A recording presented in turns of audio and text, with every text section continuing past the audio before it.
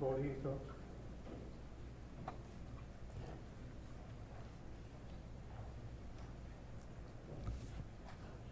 Five, four, three. Good afternoon. I'm Muriel Bowser, the Mayor of Washington, D.C., and we are located in the Marion S. Berry building in the District of Columbia. I'm joined by members of my public safety team and our federal partners for a public safety update. Clearly, there is no more important issue in the District of Columbia for us than keeping our community safe. And I want to make it clear that we're using every tool at our disposal to drive down crime and hold people accountable who are committing crime. Today, the Chief of Police will brief you on Operation Trident. We have been able to target offenders, get guns off the streets, and execute arrest warrants. The operation has been a collaboration between MPD, Court Social Services, and Offender Supervision, and the U.S. Marshal Service.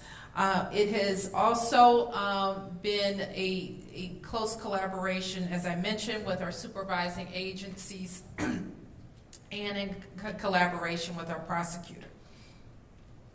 As a city, we know we are seeing juveniles and young adults involved in crimes at a rate that is unacceptable. We also see far too many people on court-ordered supervision who are re-offending. This has been a major concern of ours. We as a government and the community as a whole must focus on everything that we can do in our power among our public safety ecosystem to end violence in our city.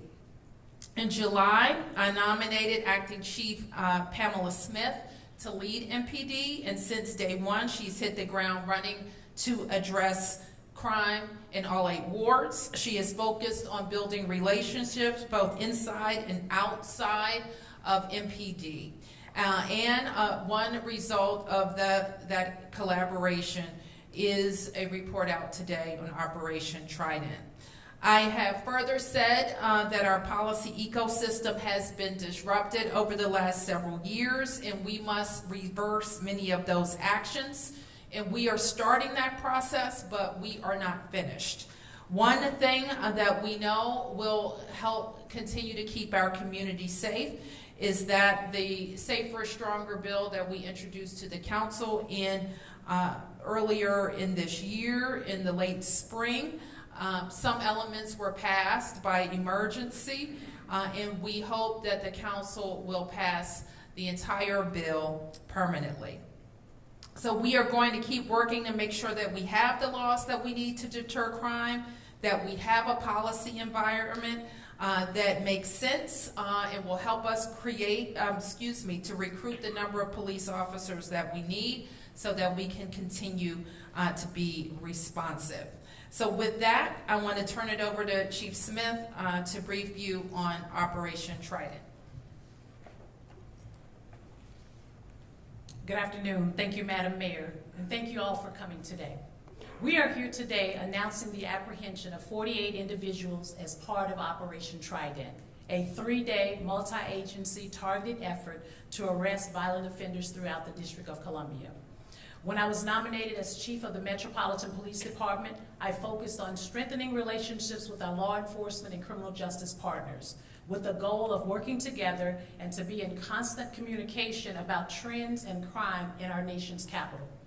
And we wouldn't be standing here today to announce these arrests without these vital relationships. As part of those constant conversations and looking into data, MPD, along with the Court Services and Offender Supervision Agency, known as CSOSA, and the Pretrial Services Agency, noticed a spike in arrests and gun-related offenses by supervised defendants. That was a major concern for all of us.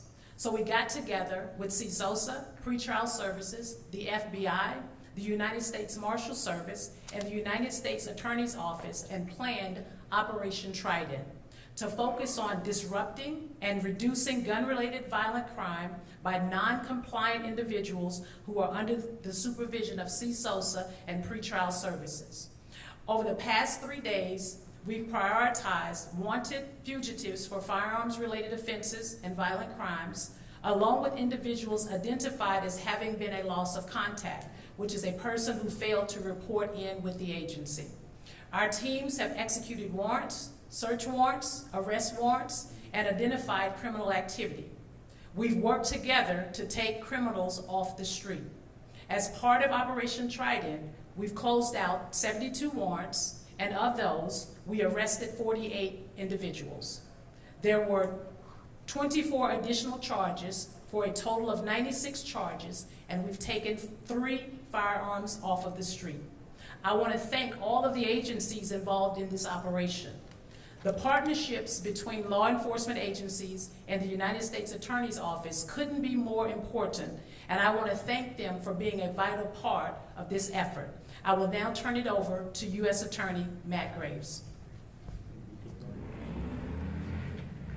Thank you, Chief Smith. I am Matt Graves, U.S. Attorney for the District of Columbia. I want to thank all of our law enforcement partners assembled on the stage today for the successful operation that was carried out over the course of the last 3 days. And I want to pause on our host and our newest addition to the team that you see in front of you, Acting Chief Smith, who I didn't have the pleasure of working with much prior to the time that she was named to this role, but she has just been an invaluable partner that has continued the collaborative relationship between the Metropolitan Police Department and the United States Attorney's Office that I saw under Chief Conti and Interim Chief Benedict. This relationship is just vital to our community safety. Our career supervisors and the Metropolitan Police Department's commanders, sergeants, and lieutenants are in contact multiple times a day discussing what we can do to go after the individuals who are driving violence in our communities. But the communication doesn't end there.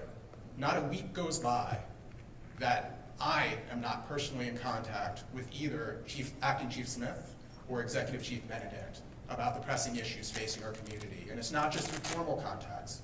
We also have formal meetings that are calendared to regularly discuss the violent crime issues that we're all confronting.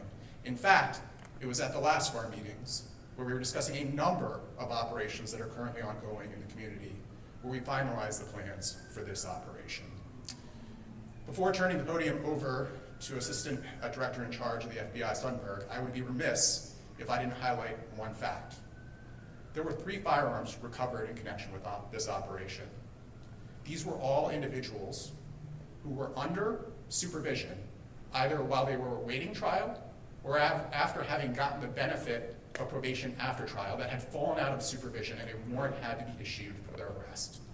This is just another data point in the point that we continue to make, that we are seeing an alarming trend, individuals who are under supervision rearming or arming themselves during the course of the supervision. The ecosystem has to change. The individuals you see assembled before you today need to be given the tools to address this new reality. With that, I recognize the Assistant Director in Charge. Thank you, United States Attorney Graves. Much appreciated, as well as your comments on relationships. I'm Dave Sundberg, Assistant Director in Charge of the FBI Washington Field Office.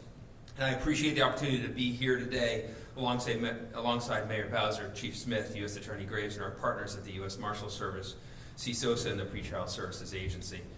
The work we have done together over the last 3 days to capture these 48 fugitives demonstrates that the vital role that partnerships play in combating crime. But Operation Trident is just one example of the daily collaboration between MPD, the FBI, the Marshal Service, and the other federal agencies, all working to make the district a safer place. Fugitives pose a threat to our communities, whether they're wanted on federal, state, or local charges.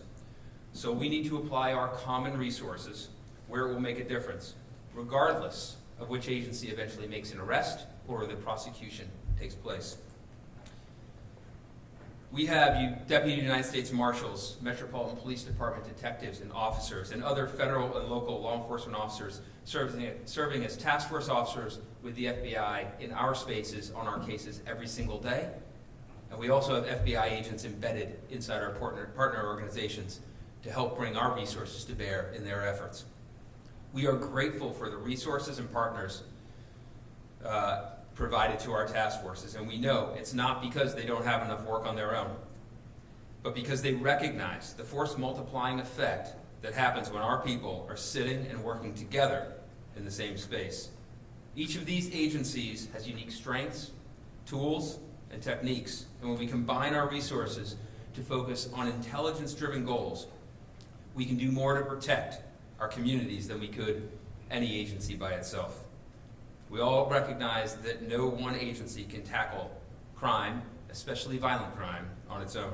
And I'm grateful to our partners here today for spearheading this operation. The FBI remains committed to teaming with you to bring violent criminals to justice. I thank you, and I'd like to turn the podium back over to Mayor Bowser.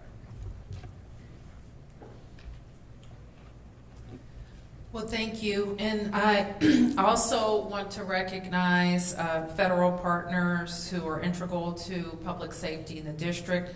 Leslie Cooper, who is the director of the Pretrial Service Agency, and Richard Tishner, who is the director of CSOSA, the Court Services and Offender Supervision Agency. So with that, we'll take a few on-topic questions. And Chief, if you could be close by. Yes, any questions? Yes, please introduce yourself. Hi, my name is Megan with 7 News. The police ecosystem, you said, has been disrupted. How has it been disrupted, and what do you see in place to fix that disruption? I think that we have seen, certainly in the last several years, with COVID, with national unrest that has affected policing nationally, and with some crimes, some laws, quite frankly, that I think have gone the wrong way in supporting a safe community. So we, as I mentioned, have addressed some issues with changes to the law. We're very focused on making sure we can have the number of police that we need, and very focused and working in partnership with all of our law enforcement partners, including the courts.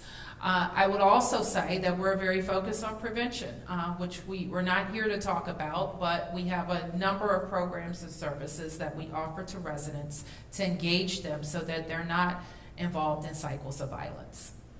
Yes? Griff Jenkins, Fox News. Question maybe more for Griff at Fox News, for Mr. Graves, because you're talking about the collaboration in all of this, and this major announcement of arrests. But last year, your office declined to prosecute 2/3 of the people in PD arrested. It was like 67%, of which more than 50% were felonies. So I was wondering, can you address the declination of prosecutions and walk us through, is this changed? Because ultimately, the guns and the reoffenders on the streets are coming back. Thank you. So the rates you're referring to were the fiscal year 2022 rates. The numbers are quite different in fiscal year 2023. We are working on finalizing those numbers and planning to do a press conference where we walk through this. There were a number of unique challenges that started in 2021 and carried over into 2022 that impacted the ecosystem, that in turn impacted us and our ability during that period of time to bring cases. Several of the most prominent of those challenges have been fixed, with us working collaboratively with the mayor's office to identify fixes to the challenges that emerged during that period. So that's one point I would make. The other is, and this is something we definitely want to cover at the press conference, there's a little bit of a misunderstanding of how the ecosystem here has been structured. I think some think that the system is designed to result in 100% of individuals arrested being charged. That's not the case. I'm going to go into this in greater depth, but one thing that is unique about this district is we are among the minority jurisdictions that have mandatory arrest for domestic violence laws, and we actually have the most severe, by our read of it, law of the kind, which basically says whenever officers show up at an incident that involves a domestic dispute, they must arrest any individual where there's probable cause to believe they committed an offense and charge the most serious offense that they believe there's probable cause for. So what that can look like in domestic violence situations where there's often allegations going both ways of both intimate partners conducting violence against the other is charges for both individuals. And if a household object was used during the course of the incident, that now becomes a felony, an assault with a dangerous weapon and whatever the household incident was, plate, vase, whatever.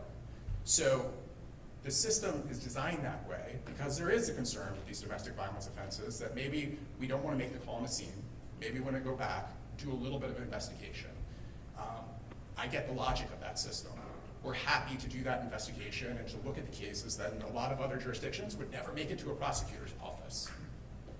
They do here, and people have to understand a consequence of that is there is always going to be a large percentage of cases in this jurisdiction because this is over 1,000 cases a year that are not charged because the victim ultimately doesn't want to go forward, and we have assessed that we're going to respect the victim's wishes. So there's lots of issues like this related to our ecosystem that we will explain.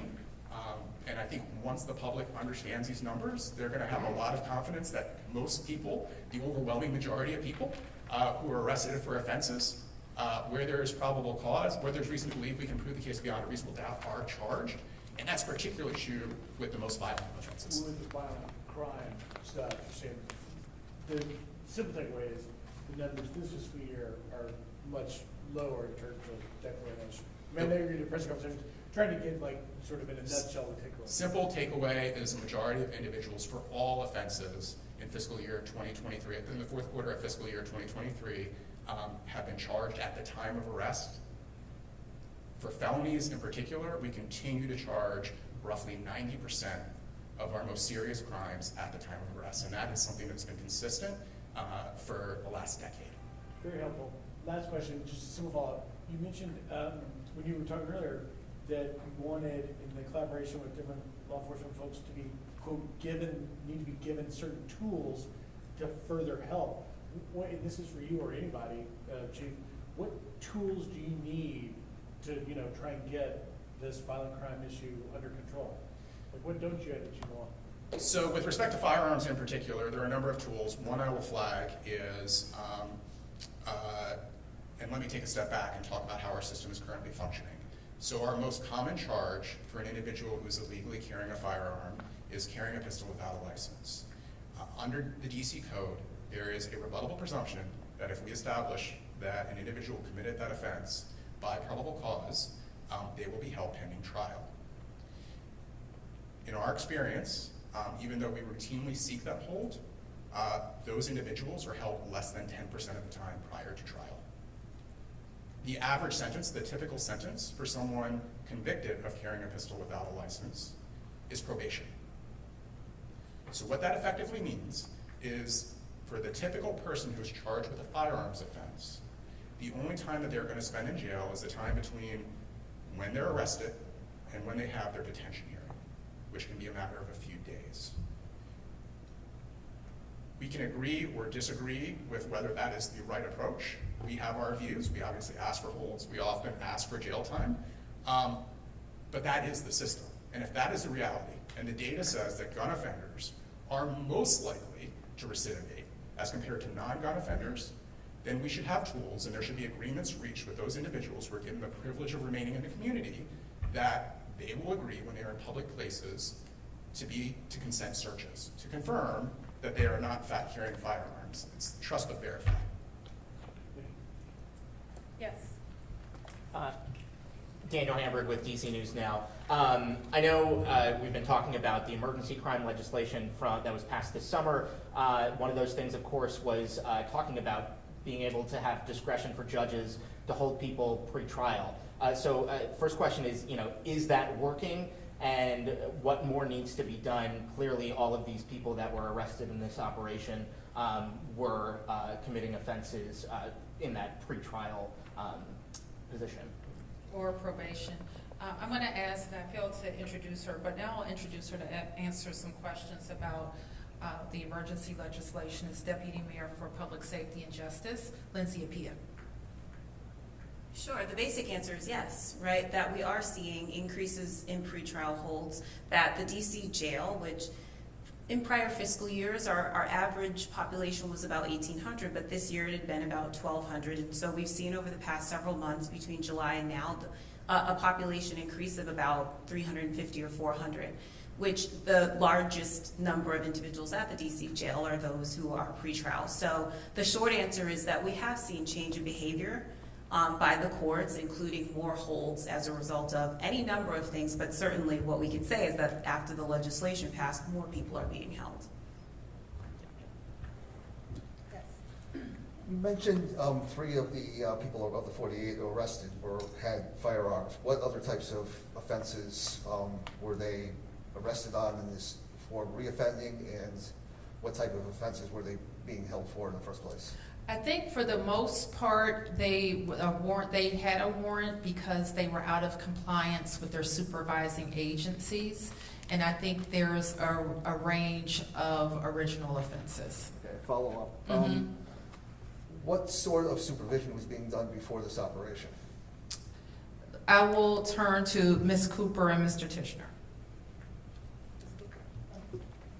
Hi, I'm Rick Tishner from CSOSA, Director of CSOSA. So the level of supervision depends upon the risk of the individual and the risk and needs, by the way. And some of that risk goes to whether or not they have a history of violence. Some of it goes to whether or not they're not in a history of violence. In this instance, I will tell you that the individuals that were arrested, those that were submitted to the Marshal Service and to the team, Metropolitan Police Department, the FBI, and the Marshals, consisted of individuals who had either gun or violent pasts. Those individuals were under supervision. Their failure in most instances in which we submitted them was that they did not report for their supervision. So warrants were obtained through the court. So that is the basis of a lot of the individuals being arrested. Without an operation such as this, would those people have routinely been picked up, or would they have sort of fallen by the wayside? I won't say routinely, but it happens. You know, people are arrested as a result of warrants that we obtain with the DC Superior Court for these individuals, and people are. This was a specific example of a collaboration in which law enforcement and others, lots of partners here, went out, got together, and then law enforcement went out and arrested individuals that had warrants. Many of them, not all of them. Some on the list that we have did not have warrants, but the people from CSOSA had warrants for them. Is this something you're going to be able to keep up with? I mean, do these more often? God, I hope so.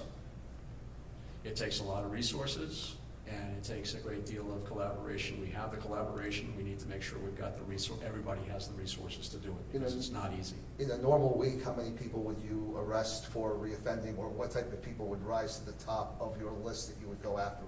Mostly make violent clear, offenders, correct? Yeah, let me make clear, CSOSA doesn't arrest anybody. No, but flat, how many people would be arrested? They come in all different types of ways, including arrests for new charges, and then the warrant is also executed at that time. So it's hard to say the number. Good afternoon, Leslie Cooper for the Pretrial Services Agency. Very similar to the post-adjudication context, on the pretrial side, individuals are supervised based upon a risk assessment that's conducted at the time of arrest, and so the supervision protocols are driven by that risk assessment and may consist of anything ranging from regular contact with a pretrial supervision officer. It may also include behavioral health services, which would include substance use disorder treatment and mental health treatment when that is what is necessary, and then also may include in certain circumstances GPS supervision. The individuals that were recommended for arrest under this particular project within pretrial were those who were at highest risk of rearrest. They were not facing a new charge. These were bench warrants that we recommended for resolution through Project Trident. Yes. Hi, Mike Murillo, WTOP. So one question would be, you said there is the violent history of some of these people, and Mayor, this goes for you and possibly the chief as well. You know, do you want to see more done when it comes to holding some of these individuals? Should we revisit the policies that allow for this supervised release for some individuals, especially those involved in violent crimes? Oh, well, we've made that clear. That's exactly what Safer Stronger addresses. It addresses holds for adults. We're not talking about juveniles here, but also for juveniles, for people who have committed, who are accused of committing a violent crime. And I'm grateful to Ms. Cooper and Mr. Tishner for actually describing what it is that supervision is and what it isn't. And frequently I'm in the community talking about, and I'm talking in our CJCC, and I'm talking about in our meetings, what are all of our federal partners do. So you can see both Mr. Tishner and Ms. Cooper, they don't work for DC government. They don't work for the chief of police. They don't work for the mayor. But they are a critical part of what we do. And so what I want to be crystal clear to the community is that we're going to do everything that we can to make our community safer. And people who are under supervision because they've been accused of a crime and who are awaiting trial, Ms. Cooper's staff is making sure that they're being in compliance. The idea behind it is that they're not going to be out there committing crimes while they're being charged with other crimes. And if they can be connected to services, they are. Mr. Tishner's group, they've already been convicted of a crime, but they're out on probation. They still have requirements before they're fully released from the care of the government. And they have to meet those commitments, because if they don't, they could be arrested. And that means that they're disrupting a new job they could have gotten. They're disrupting a lot of things. But in some cases, what was being disrupted is more crime. So that's what we're here to talk about today. If you are in one of these release statuses, you have to be compliant. You can't be committing more crimes, or you could get rearrested. And that's the point of today.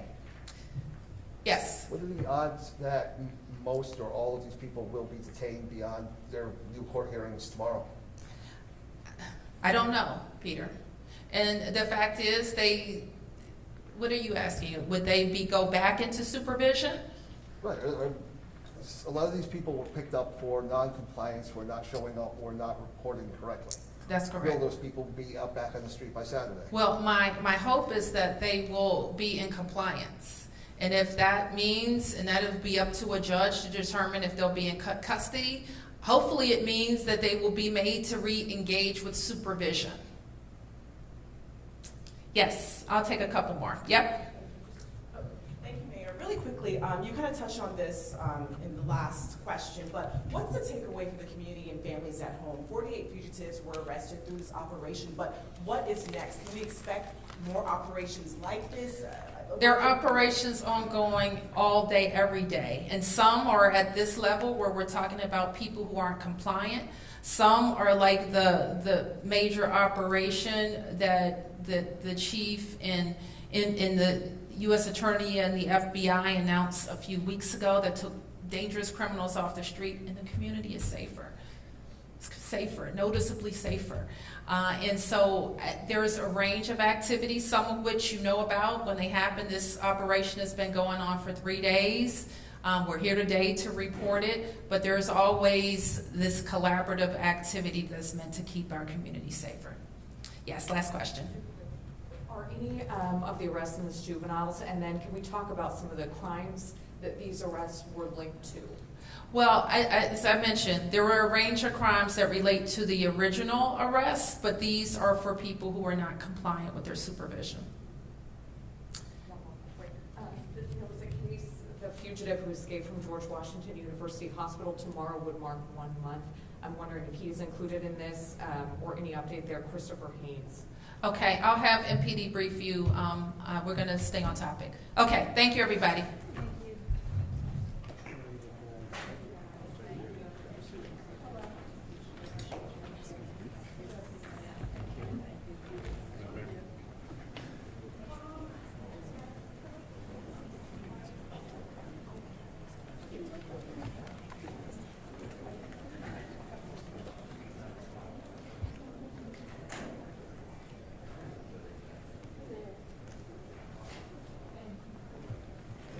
Hey there, Daniel? Yes. Isaiah, nice to meet you. I'm with the Office of Deputy Mayor for Public Safety and Justice. I'm here to make a walk. Yeah.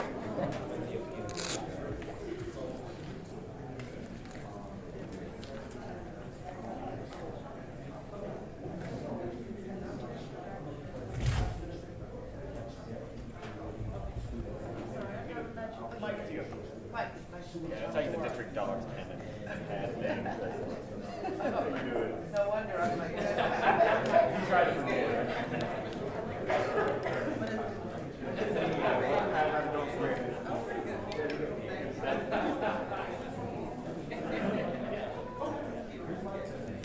Reed, this is Dion. I'm coming down. Hope you guys got all that. Okay, thanks.